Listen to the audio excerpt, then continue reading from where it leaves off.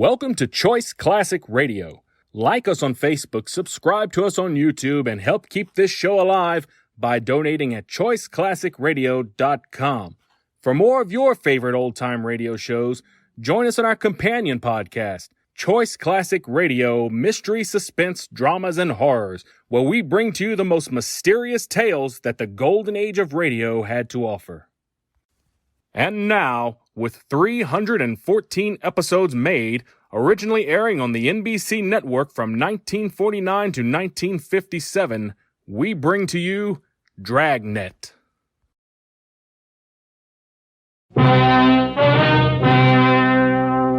If you want a long cigarette, smoke the best of all long cigarettes. Smoke extra mild Fatima. Yes, Fatima is the king-size cigarette which contains the finest Turkish and domestic tobaccos superbly blended to make it extra mild, to give Fatima a much different, much better flavor and aroma than any other long cigarette. That's why Fatima has more than doubled its smokers coast to coast. Enjoy extra mild Fatima yourself. Best of all long cigarettes. It's wise to smoke extra mild Fatima. It's wise to smoke extra mild Fatima.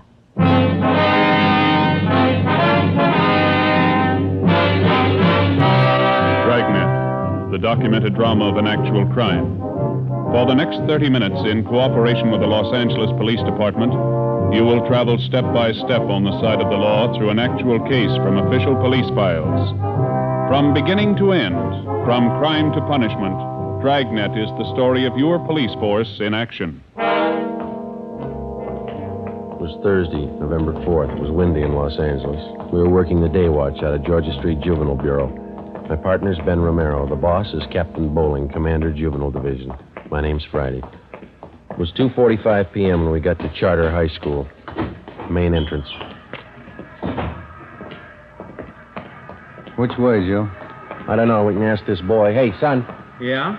Where's the principal's office? Straight down the hall. Last door on the left. Thank you. What's all the noise about? Football rally. We're playing Piedmont today. Probably lose. Can't beat confidence like that. Kids are sure funny nowadays. Yeah. Check that sign. Mm-hmm. Junior prom. $1.25 for coffee. Makes you feel old, doesn't it? I never did go to those high school dances. How come? Yes, sir? Like to see Mr. Chase? Could I have your names, please? Romero and Friday. Oh, yes, he's expecting you. You can go right in. That door there. Thank you, ma'am.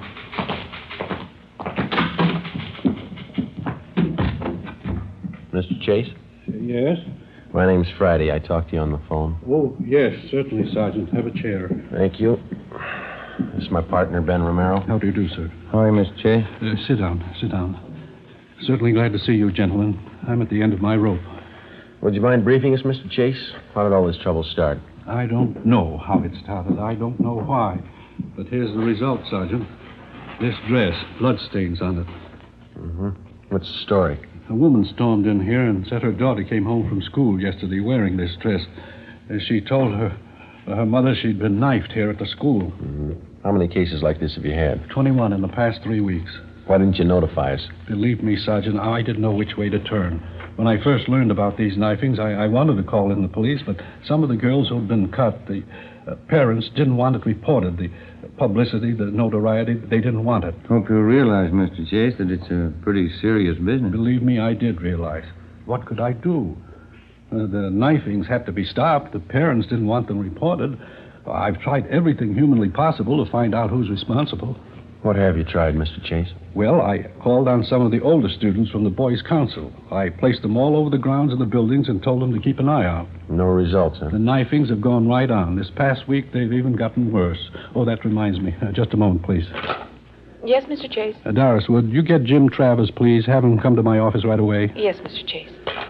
Travers is head of the Boys' Council. He helped organize the system of guards. He might be able to give you some information. You said a minute ago that the situation has been worse this past week. You mean the knifings have gotten more frequent? More frequent and more serious. One girl was cut very badly this morning. She had to be sent home. Are most of these girls cut in pretty much the same manner? The school nurse treated some of them. She says it looked to her as though the girls had been slashed with a very sharp knife, probably a razor. Is there any definite time pattern to these knifings? All of them happen between periods when the students change classes. The corridors are pretty well crowded, and that's why it's so difficult to pin it down to any one person. I see. How about the victims themselves, Mr. Chase? Is there any set pattern there? That's what has me frightened. How do you mean? Most of the victims are rather pretty girls. Whoever's doing this seems to have a preference for them. It's frightening when you think of what kind of mind the person must have. It's a little more than frightening, Mr. Chase. Huh? A person with a knife must be a mental case, probably a dangerous one. I don't think he's going to be satisfied with just knifing the girls. Killing? Possible if we let it go much longer. You wanted to see me, Mr. Chase? Come in, Jim. I would have come sooner. I was tied up with a rally committee. Jim, this is Sergeant Friday and Sergeant Romero, police officers. Right, Jim. They're here to investigate the knifings. I thought maybe you'd be able to help out with some information. Well, I still have the fellows on the council watching the corridors. We haven't seen anything yet. Well, you have any time after the rally, Jim? We'd like to have you show us around. Okay, Sergeant. Is the school nurse still in her office? I'd like to talk to her, too. I think so. Jim, when does Miss Wesley go home? 3:30 on Thursday, Mr. Chase. I'll tell her to stay on a few minutes. That's fine. We'll meet you outside the office here, huh? Okay, I'll see you later then. Right. Is school out for the day? Yes, it is. Guess we'll have to wait till morning to interview the victims. The first class is at 8 o'clock. I'll have the girls assemble in the classroom next to my office. All right, Mr. Chase. Thank you. I'll be right back, Doris. Yes, Mr. See you gentlemen out. Looks like the rally's just breaking up, huh? 3 o'clock now. The game's at 3:30. The kids certainly jam up the corridor. Come on, come on. Let us through here. Let us through, please. All right. The rest of you go about your business. Go on now. What's the matter, young lady? What's the trouble? Patty, Mr. Chase, Patty Larson, she's fainted. What's the matter with her? Look at her dress. It's covered with blood. An ambulance was called, and the injured girl was taken to Georgia Street Receiving Hospital, where she was treated for a cut on her right forearm and a deep slash across her hips. She was not in serious condition. It was the doctor's opinion that the wounds had been inflicted either by a very sharp knife or more probably a razor. A detail of plainclothesmen were dispatched to Charter High School to keep the grounds and quarters under strict surveillance until further notice. At 7:30 the next morning, policewoman Lorraine Jensen, Ben, and I met at the high school with Principal Chase and Jim Travers, the head of the Boys' Council. By 9 a.m., all of the 21 knifing victims were assembled in one of the empty classrooms. Policewoman Jensen outlined our plan of questioning. May I have your attention, please? This isn't going to take very long, girls, but I will have to ask you to cooperate with us. Try to remember every detail of the time and the place that the knifings occurred. Do you all have a report form to write out? Yeah, they're all set. We'd like to have you write 3 things. First, exactly where you were when you were injured. After that, write the date and the time. Make that just as close as you can remember. I don't remember. Do you? I don't know what you were. At the bottom of the page, write the name of the person you suspect might have cut you. Your answer will be kept confidential. Please don't compare notes with the girl next to you. We want your version, not your neighbor's. Sergeant. Yeah, Trevor? 5-minute warning bell. Yeah, okay. All right. Yeah, Joe. There's a recess coming up. We want to check the quarters. Can you make out alone for a little while? Sure, you two go ahead. You can check the slips when you get back. Right, let's go, Ben. Yeah.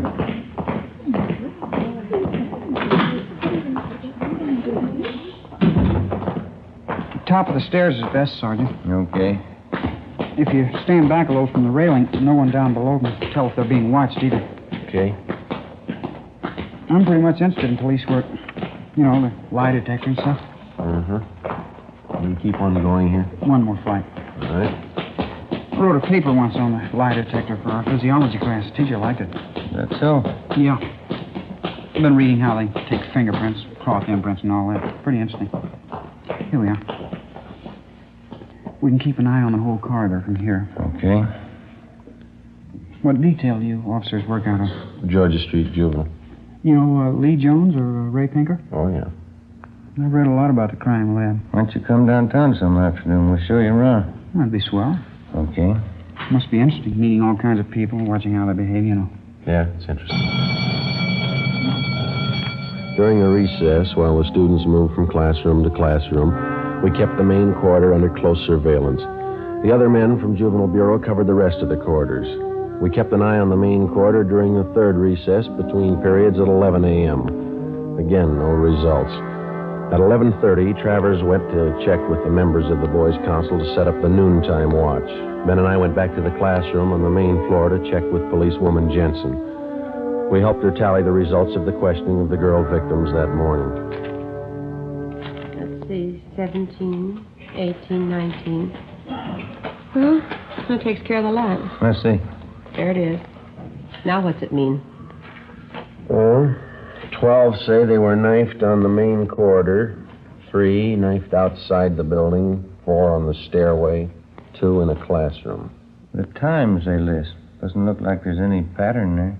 How about the suspects that they wrote down? That's even got me beat. We've got more of them than we have victims. Here. There's 4 pages of names. Some of the girls wrote down as many as 5 suspects. That's going to help a lot. How many altogether? Let's see. 34. Oh, hi, Mr. Chase. Did you find out anything? Oh, it didn't turn out too well. Nothing definite. Terrible morning. Parents calling up, newspapers. I don't know. Certainly out of my hands. Are there any assemblies scheduled for this afternoon? Yes, after the 5th period. Why? Well, I think maybe you better cancel it. Seems like every time the kids are crowded together, we just ask for trouble. All right, I'll have it canceled. Fine. Something else, Mr. Chase. Yeah? The girls that we had in this room this morning, the victims, we'd like to have every one of them brought back here after the next class, can we? All right, Sergeant. I'll have excuse slips sent to each one of them. Thank you, sir. Gives you the chills. Those kids getting cut up in broad daylight. Whoever it is, the guy's got a stomach for it. How do you know it's a guy? It's as good a guess as any. How about the school employees, the janitors, and the rest of them? Checked them all out this morning. When we get the girls back here, we'll go through the same routine. One thing we missed the last time we talked to them. Yeah? We asked them to pick suspects. We might have more luck if we have a bigger choice. Well, how do you mean? Well, instead of asking them to pick out somebody, we'll tell them to list the names of every person who was around them or near them when they were cut. It might work if we can spot a couple of repeats on the list. Sergeant, they want you downstairs. Hurry. Come on, Ben. What's the matter? It's terrible, terrible. I found her. You found who? Betty Price. Where? Downstairs, unconscious. I'm afraid. What do you mean you're afraid? I'm not sure she's alive. We located the unconscious girl in a corner of the basement near the rear entrance to the girls' locker room. She'd been cut severely about the face and arms. At Georgia Street Receiving Hospital, she was given an immediate blood transfusion. In addition to her wounds, she was also treated for shock. We questioned the victim. She stated that she did not see the person who attacked her. Later that afternoon, she was removed to her own home upon the advice of her family physician. 1:35 p.m. Ben and I got back to the high school and checked in with policewoman Lorraine Jensen. How'd the last station turn out, Lorraine? Well, a lot better. It was a good idea, Joe. Yeah? How'd we come out? Pretty good. Yeah, the list they made out. 21 of them. Uh-huh. Each girl listed an average of 8 persons around her at the time she was knifed. Yeah? There's one name that occurs on 19 of these 21 lists. Here, Joe. Jim Travers.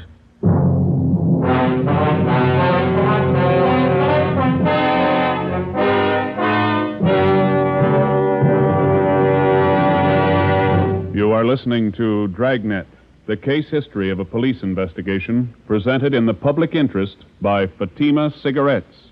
If you smoke a long cigarette, it will be in your interest to listen to a typical case history of a Fatima smoker. It's the case of Mr. Frank Fenton, well-known author and Hollywood screenwriter. This is his actual signed statement. When a writer gets absorbed in his work, he loses track of time, smokes more than usual. This happens often to me. As a result, I appreciate a mild cigarette. Fatima is extra mild. I agree it's wise to smoke extra mild Fatima. And so do more and more smokers every day. Actual figures show extra mild Fatima has more than doubled its smokers coast to coast. So enjoy extra mild Fatima yourself. The king-size cigarette, which contains the finest Turkish and domestic tobaccos, superbly blended to make it extra mild. You will prefer Fatima's much different, much better flavor. You will agree. It's wise to smoke extra mild Fatima. It's wise to smoke extra mild Fatima. The best of all long cigarettes.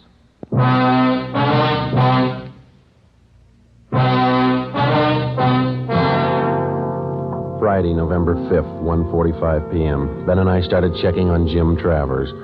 In the registrar's files, he was listed as James Kirkland Travers, 17 years old. He was a well-known, popular student. He was a fine athlete. He was from a well-to-do family. His father was the head of an engineering firm. His mother was from one of the oldest families in the city. During his 3.5 years at Charter High, Jim Travers had maintained close to an A average in his studies. He'd been president of his class since freshman year, and he'd held numerous other class offices. We interviewed his teachers. They had nothing but praise for Travers. They tabbed him as a brilliant young man with an excellent future. We asked about Travers' friends, who he palled around with. We picked up a small lead. We were told that he had very few, if any, close personal friends among the students, but he did have one girl at the high school he was especially fond of. Her name was Barbara Ferris, a tall, dark-haired girl, exceptionally pretty. Her scholastic record was almost as high as Travers. 2 p.m. Policewoman Lorraine Jensen and I interviewed the girl in the small room off the principal's office. We're not singling you out, Barbara. We're interviewing most of the girls in the upper classes. You mean about what's been happening around school? Yes, that's right. Well, I don't know much about it. I was talking to Jim Travers last night. He's a friend of mine. He told me while you were here. How long have you known Jim Travers, Barbara? Oh, since freshman year, I guess. Mm-hmm. You go steady with him? Well, we don't like to call it that, but I guess so. We go to the dances together. Sometimes we go to the show on weekends. Do you go out with him very often? No, not very often. Jim's usually pretty busy. He studies a lot. Does he go out with other girls, do you know? Well, no, I don't. Once he went out with Betty Fisher. He said he didn't like her much. Betty's kind of a party girl. Jim likes to talk about things. You know, physiology, books, stuff like that. Do you get along with him pretty well? We get along fine. Sometimes he's moody, but I guess I am too. Could you tell us a little more about Jim? What's he like? Well, what do you want to know that for? Is there anything wrong? No, it's just routine questioning, Barbara. We have to check on everybody. Oh, I see. Well, Jim's certainly all right. He's like the rest of the fellows at school, I guess. Only he's smarter than most of them. Well, is there anything maybe that's odd about him that you noticed? Anything very different? No, not that I've noticed. He's always been pretty bashful, up until this last year anyway. He's still that way sometimes when we go out on dates. How do you mean? How is he bashful? You know, about girls and things. He's always nice, though. He's not always thinking about necking and stuff like most of them. You mean he's not the romantic type? Well, he can be romantic when he wants to. Once we parked outside my house after a dance. He's always nice. It was just this one time. What was that? Well, he kissed me, and then he twisted my arm behind my back. He kept twisting it for no reason. Yeah? I told him it hurt me, but he wouldn't let go. He kept twisting my arm. What did he say? That's what was so funny. He said, "I like you better than any girl I know." Yeah? Then he said, "That's why I'm hurting you." After talking with Barbara Ferris, we had a pretty good idea that Jim Travers was the suspect we wanted. But because of his fine background and his record, we realized that we'd have to prove beyond any question of a doubt that he was the guilty person. We had only one thing to go on besides the information Barbara Ferris had given us. During the morning recesses, when Travers was with Ben and I was watching the corridors, not one knifing took place.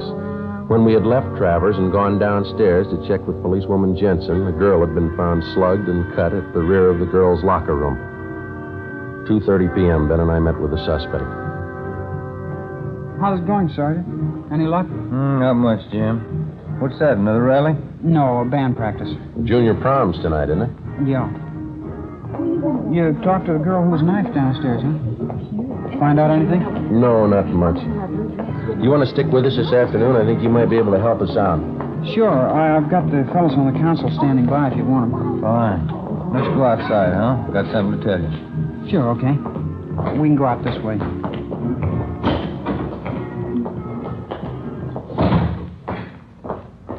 I certainly appreciate your letting me tag along. Hope I can help you. I think you can, Jim. When we talked to those girls this morning, we drew up a new list of possible suspects. Yeah? Funny thing, one of the names on the list was yours. Well, I've got nothing to hide. Well, we'll make a systematic check of each name on the list and start with yours. Well, will we have to go on the lie detector? I'd like to try that. I never saw one. Only pictures of it. No, you won't have to go through that. It'll just be a couple of questions, and then we're going to check your locker. Okay, I'd be glad to show you. Does this take us to the locker room? Yeah, we can cut through here. Say, when we were questioning those girls this morning, some of them said that they saw you in different parts of the building when the knifings took place. What do you mean? Well, your location didn't exactly jibe with your classroom schedule. In other words, your class was on the 3rd floor, but you were seen down in the main corridor. Now, how do you account for that? Well, you see, I usually take walks between periods. Sitting in classrooms makes me nervous sometimes, you know. Uh-huh. Here, I'll get the door. Any other questions I can answer, Sergeant? No, that's all. How'd you happen to get interested in police work, Jim? You said your father was an engineer, didn't you? Yeah, that's right. I don't know how I got interested. I just took to it, I guess. I always liked to watch people's reactions and their behavior. It's fascinating. The locker room's down this way. Okay. What are you planning on doing when you graduate? College? Yeah, I guess so. Dad wants to send me to MIT. It's a good school. Yeah. Say, if you ever have the time, I'd sure like to see some of the ballistics equipment down at the police crime lab. I've read up on ballistics quite a bit, too. Oh, is that so? Yeah. The polygraph and lie detector. That's my favorite, though.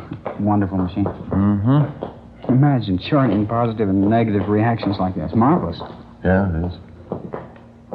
Say, have either one of you ever read Dawson's treatise? I think it's called The Psychology of the Criminal Mind. You ever read it? I think we had that in training, didn't we, Ben? Something like that, yeah. How about criminal behavior and its basis? Maxwell's book. Did you ever read that one? No, I don't think I did. It's a great book. I got quite a few textbooks on crime. There's one on sex crimes I just got. It's very good. Mm-hmm. This the locker room? Yeah, I almost went past it. My locker's down this way. How do you shave, Jim? You use an electric razor or a safety razor? Me? Electric razor. They're the best. Yeah, a lot easier to use. Here it is. I'll open it for you. All right. Ben, you got those envelopes? Oh, yeah. Yeah, here they are. Okay, would you step aside there, Jim? Yeah, sure. All right, we'll get some dust scrapings from the shelf here. All right, there you are, Ben. You want to mark it? Yeah. Jim Travers, dust scrapings from locker. All right. Let's see here. Here's some more scrapings from the bottom of the locker this time, huh? Okay, I'll seal these envelopes. Oh, here's a nail file. Okay, Jim. Now, will you hold out your right hand? Oh, yeah, okay. Hold an envelope under his hand, will you, Ben? Catch the nail scrapings. Yep, here we are. Say, what's all this for, Sergeant? Oh, it's just routine with everybody, Jim. Just gonna take some sample specimens to run through the spectrograph. Spectrograph? Mm-hmm. Now, let me scrape that middle fingernail a little. Oh, okay. That's it. Now the index finger. What about the spectrograph? We use it all the time. Well, it won't work in a case like this, will it? All right, that's all for the right hand, Ben. Don't forget to mark the envelope. Yep. Some Jim Travers scrapings from fingernails of right hand. There we go. All right, now the left hand, Jim. Yeah. No, we don't know if this is going to work or not. It's worth a try. We'll know this afternoon. This afternoon? Yeah. We'll have to run you through on the machine. Hold the envelope a little closer, Ben. Yeah. Well, how's it going to help you? It might tell us what you had for breakfast a week ago. It might tell us what kind of clothes you wore 3 days ago. The kind of objects you came in contact with. Oh. Well, what kind of principle does it operate on? Oh, I don't know. We can ask Lee Jones. Here, let me get the scrapings from your thumb. All right, there it is, and I'll seal it and mark it, Ben. You want to call the office and tell them we're on our way in? Yeah, I'll be in that room right next to the principal's office. Okay. You can close your locker, Jim. That's all. Yeah, all right. We'll check the things in your pockets when we get to the crime lab. Let's go.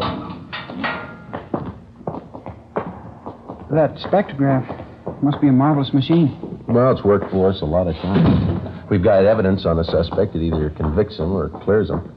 You'll probably get a kick out of it. I'd like to see it. You say it tells you everything a person's come in contact with, huh? Yeah, that's right. Could it tell you how I shave? Well, how do you mean? I mean, with an electric razor or a safety razor. Oh, yeah, sure. That's one of the primary things. I don't know exactly how it works, but it does the job. We'll get Lee Jones to explain it to us. Out this door. We can cut across the courtyard. Oh, these are sure nice grounds. Will they keep me long downtown, Sergeant? What do you think, Jim? You know, the strange part about these knifings out here. What's that? Whoever's responsible probably doesn't even realize what he's doing. Yeah. Mentally, he's sick. He's very sick. Best thing for him would be a doctor. Mm-hmm. Just like any other sickness, it's not going to get better by itself. Yeah. The only trouble is he's just getting his appetite up with these knifings. Now, if he goes much longer... How about that spectrograph, Sergeant? Say, for instance, well, if I happen to hold a knife in my hand or maybe a razor. Oh, yeah, that'd show on the machine. We go in here? Yeah. It's a terrible thing. Whoever it is. Terrible thing. Yes, it is. In here, Jim.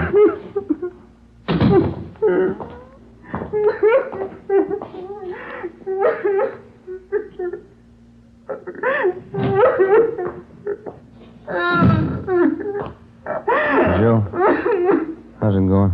I think he's ready to tell us. Hope so. I expect the graph won't. All right, son, you want to tell us about it now? I couldn't help myself. I had to do it. I had to. I couldn't sleep. I couldn't study unless I did it. I couldn't help myself. You're responsible for all the knifings, are you?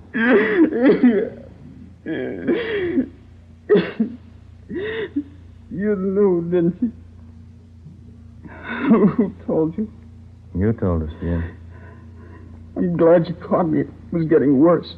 Might have been too late. I'm glad you caught me. Why? Barbara. After the prom tonight, Yeah. I was going to kill her.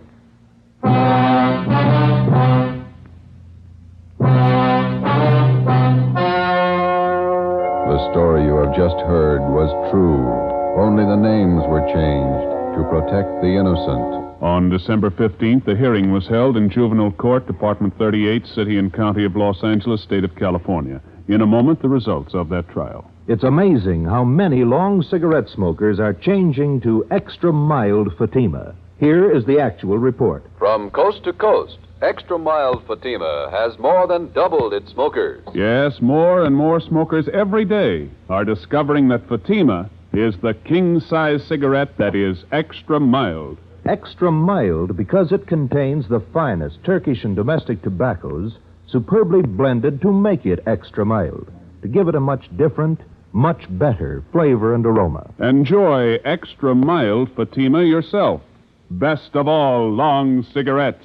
It's wise to smoke extra mild Fatima. It's wise to smoke extra mild Fatima.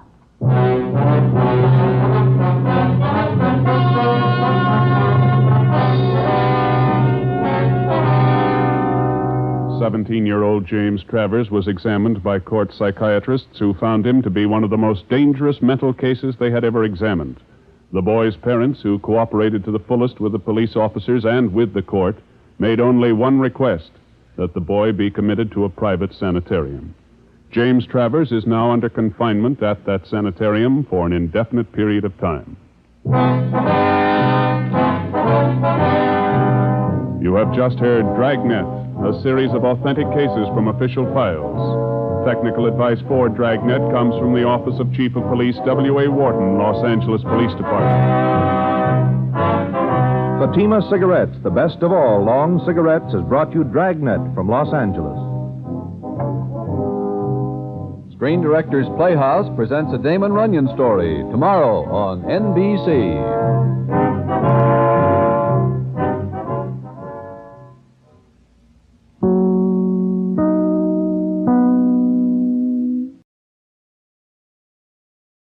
That concludes today's episode. We'd like to thank you and remind you to donate at choiceclassicradio.com.